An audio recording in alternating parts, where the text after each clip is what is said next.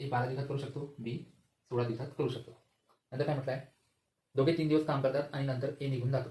दोघे किती दिवस सोबत काम करते? 3 दिवस सोबत. ठीक आहे.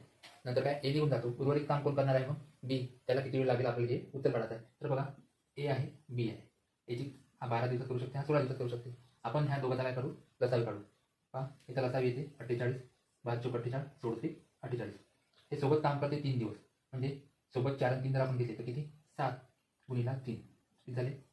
21. म्हणजे ह्यानं 3 दिवस काम जे केलं आहे ते 21 काम संपलं. टोटल काम होतं आपलं 48.